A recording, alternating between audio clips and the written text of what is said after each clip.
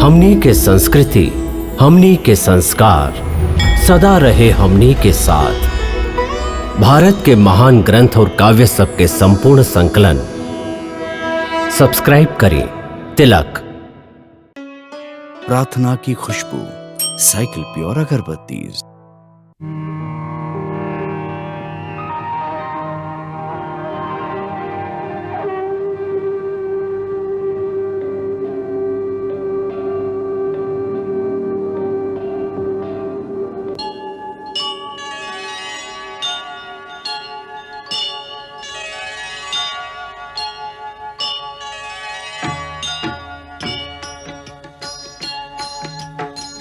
सीताराम चरित अति पावन, मधुर सरस अरु अति मन भावन।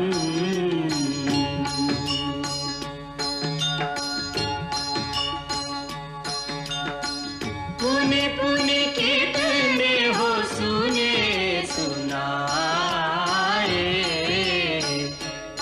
की प्यास बुझत न बुझाए।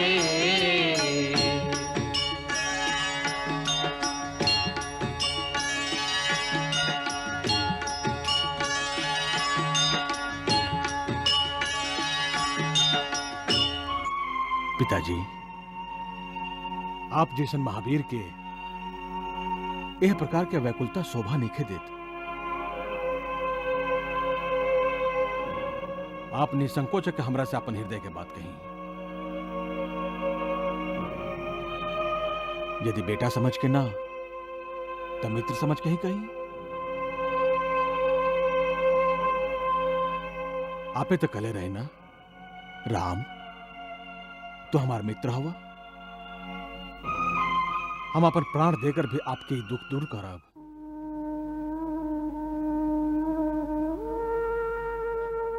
राम,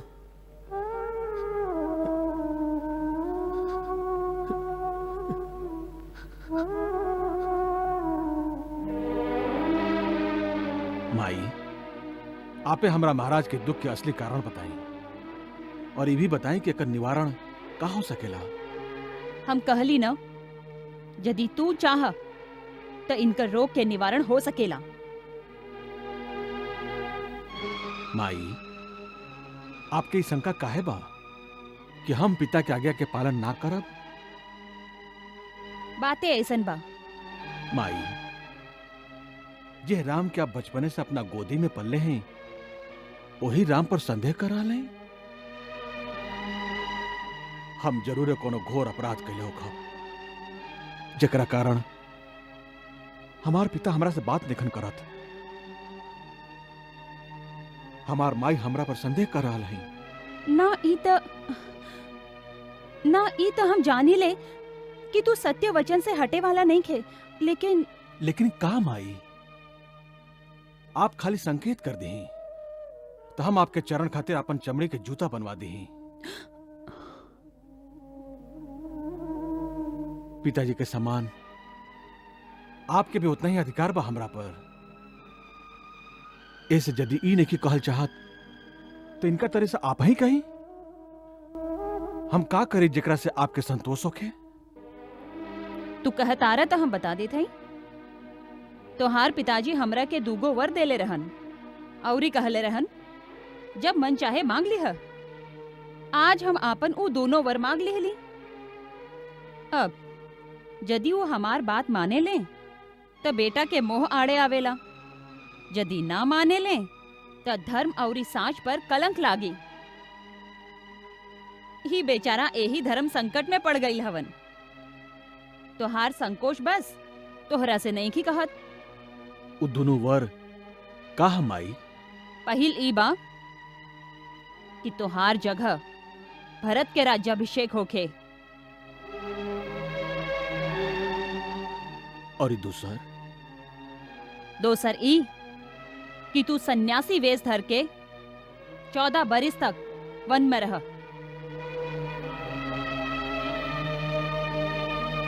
बस इतने बात पर इतना विवाद रहल। ई तो बड़ा खुशी के बात बा माई कि हमारा माता और पिता दोनों के वचन के पालन करे के इतना सुंदर अवसर मिलल जो कोई भी बेटा के बड़ा भाग से मिलेला। भारत के राज्य देवे खातिर तो हमरा केकरो आज्ञा की आवश्यकता ही नहीं है। उनका जैसन भाई के था हम अपन राज अपना खुशी से दे देव। रहल बन जाए के बाद तो लागत कि हमार कोनो पुण्य जागल बा कि आपके आज्ञा से हमरा वहां जाए के अवसर मिल रहल बा जहां ऐसा ऐसा महान ऋषियन और मुनियन के दर्शन कर सकब जिनकर तेज तीनों लोकन के प्रकाशित कर सकेला। माई हमार तो चारों ओर से कल्याण हो गई। पिताजी की आज्ञा के पालन, माई के इच्छा के पूरा करे के अवसर, छोट भाई के राज्याभिषेक और मुनि दर्शन से हमार कल्याण। माई खाली इतने बात रहे ना बा और ही कोनो दुख बा पिताजी के? ना बेटा, तोहार क्रिया, भरत के क्रिया, महाराज के और कौनो दुख नहीं खे। अब तो ही इनकरा समझावा न कि आपन वचन के पालन करस, तोहरा वन जाए के आज्ञा देस, संसार में निंदा और अबजस से बचस।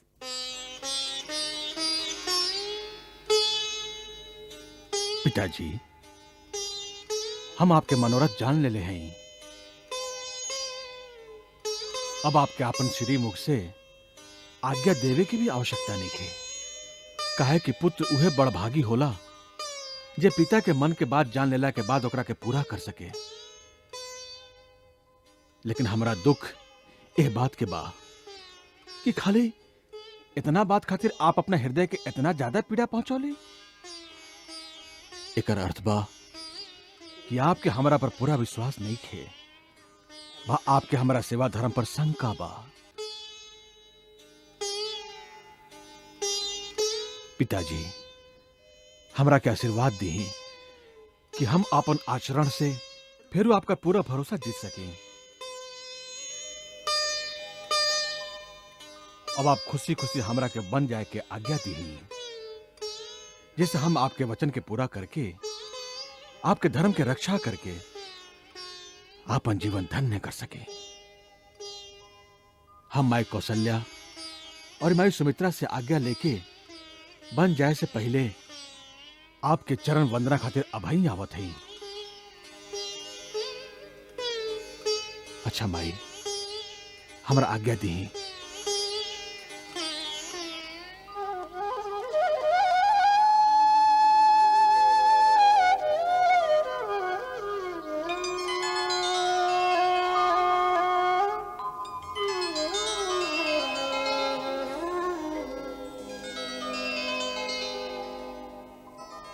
ना अब एकर आवश्यकता नहीं है।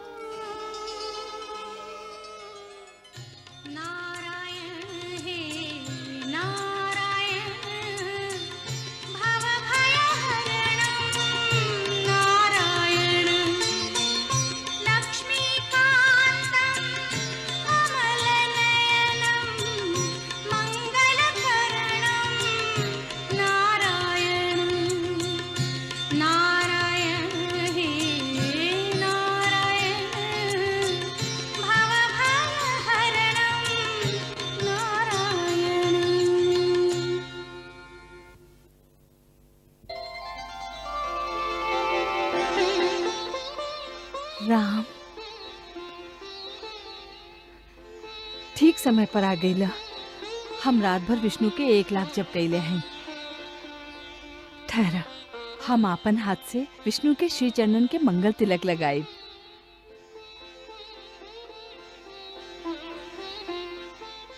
बैठा, आसन ग्रहण करा। हम भगवान के प्रसाद लावत हैं।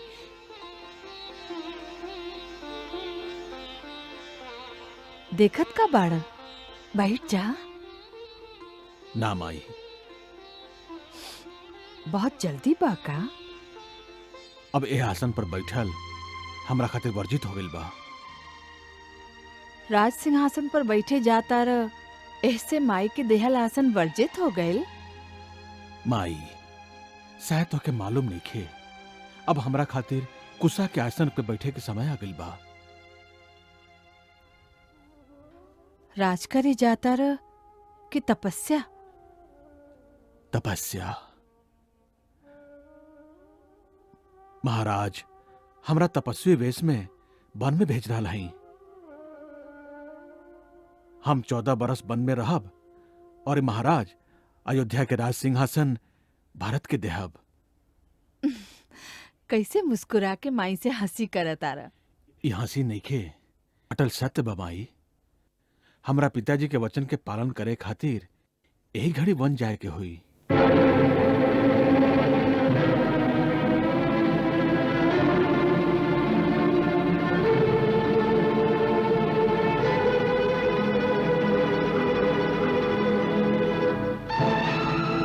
सब झूठ बा माई, ये सब झूठ बा, झूठ बा, ये झूठ बा। माई धीरज रखा माई।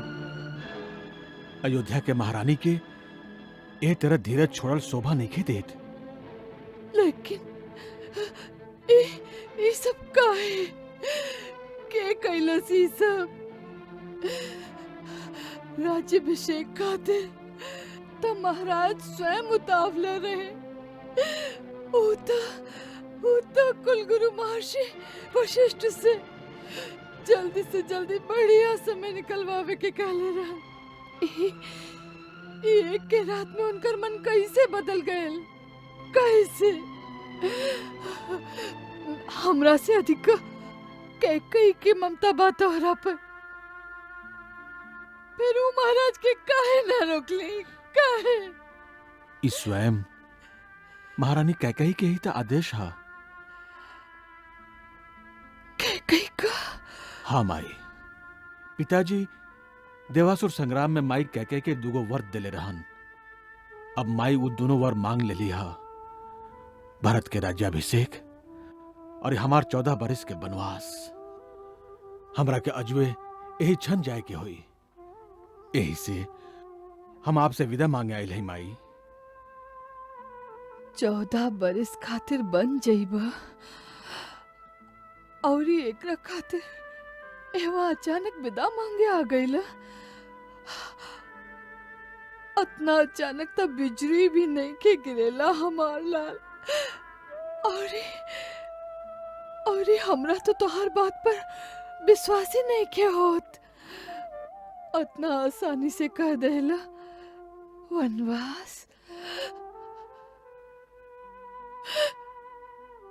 वनवास के अर्थ भी जानेला हमार लाल। तोहरा जाए के बाद का हम जी सकब? ना ना, तू कहीं ना जाइबा हमार लाल, तू कहीं ना जाइबा, तू कहीं ना जाइबा। परंतु पिताजी की आज्ञा बा माई। माई के भी तो उतने अधिकार होला। माई के आज्ञा के बिना तू कहीं ना जाइबा। बाकी माई के भी तो आज्ञा मिल चुकल बा। माई कैकेयी के उहे तो आज्ञा देले बाड़ी। कैकेयी के उमे स्वार्थ बा, ओकर आज्ञा का मोल बा। हमरा खातिर तक कैकेयी भी वैसे ने माता हैं जैसे आप। उतने मोल बा वहां के बात के हमरा खातिर। हम ये सब कुछ नहीं की सुनल चाहिए। तू हमारा आज्ञा के बिगड़ कहूँ न जाइबा। माई, हमार जन्नी, हमार मैया, माई होके माई के आज्ञा के ना माने के आदेश दे रहल हैं। अधर्म के रास्ता पर चले के पाठ पढ़ा रहल हैं।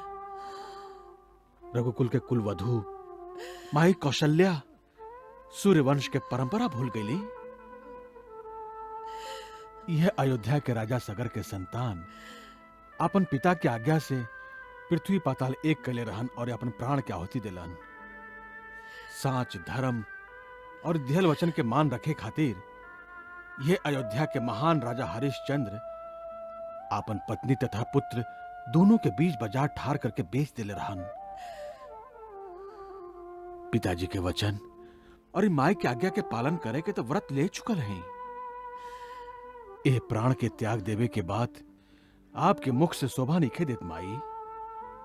अपन बेटा के पथभ्रष्ट होके के आदेश देके अपयस के भागी मत बनी।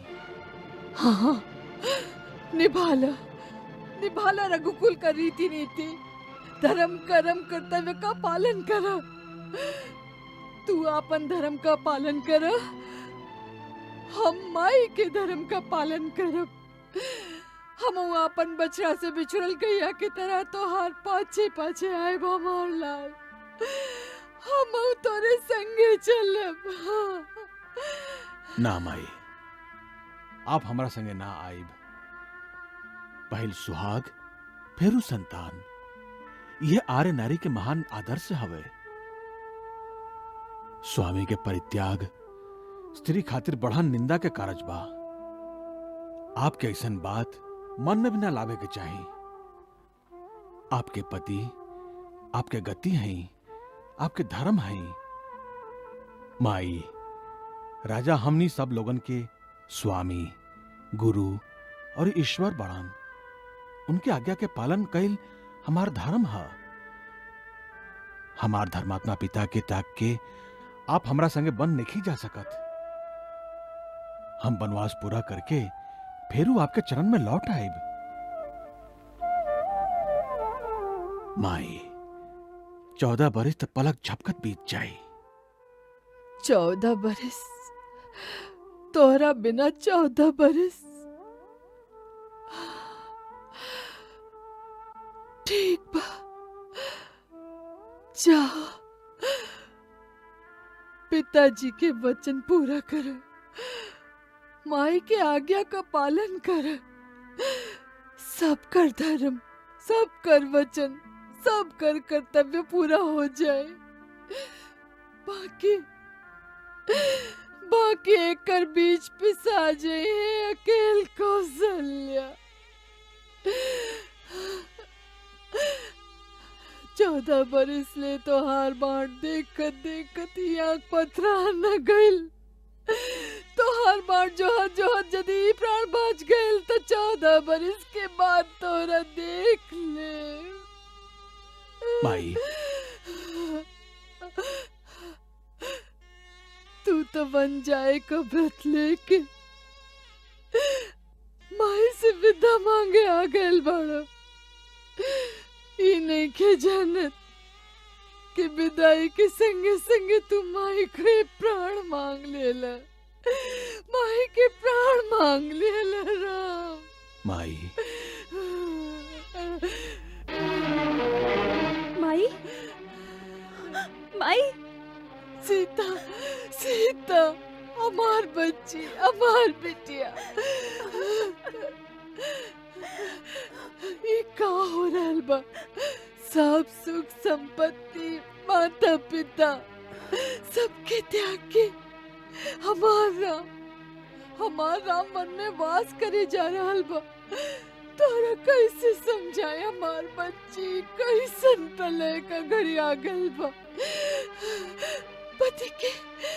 पति के विदा करे के घड़ी आ गइल बा हमार बच्ची। हम सब सुन चुकल है, हम सब जान चुकल है। सीता, यही खातिर हम अब ही आपसे विदा मांगे आई है। सीता, कहवा जेबू? जनकपुर अपन पिताजी के पास? नहीं नहीं, हमार बिटिया हम वहाँ अकेल रह जाए। हमरा के छोड़ के मत जा, हमरा के छोड़ के मत जा। तू हमरे पास रहबू, तू हमरे पास रहबू। हम जनकपुर जाए खातिर नहीं के कहत है माई। जब हम टोली में बैठ के विदा होत रहली तब माई कहले रही अब जनकपुर से तुहार कौनो नाता न रहल। हम तो बस स्वामी के संगे वन जाए खातिर आपसे विदा मांगत है। वन? तू वन जाइबो? हाँ, जहाँ यहाँ के जई है। सीते, ई तू का कहल बाड़ू? वन में संगे जाए के अरज जानत हो?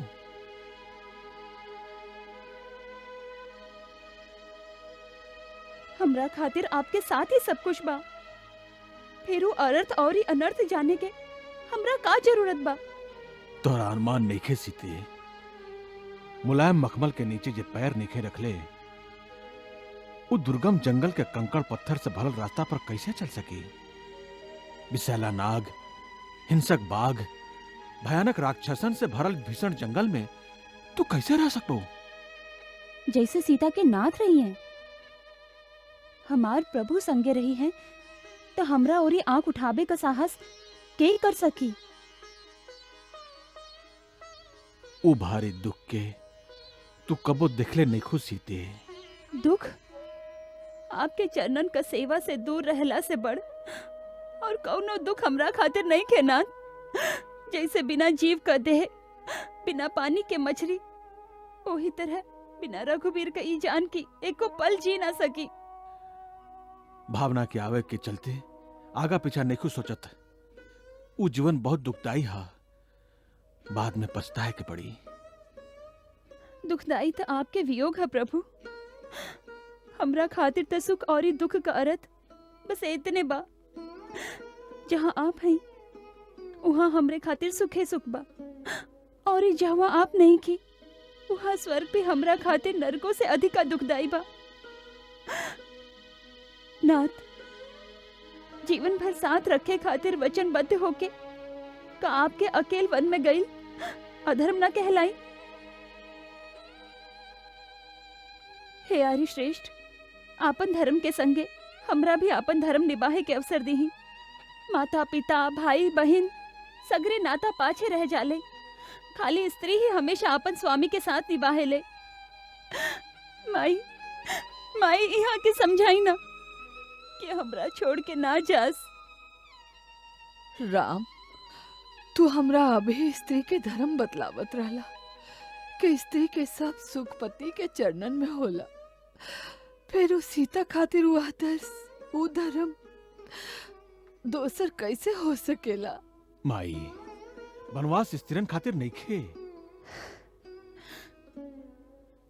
नाथ, यदि आप हमरा के संगे ले जाए नहीं की चाहत तो आपके एक दिन खातिर रुके के पड़ी। काहे? हमार चिता के आग के देई। सीते, मंगल भवन अमंगल हारी, प्रभु सुदशरथ अजिर बिहारी।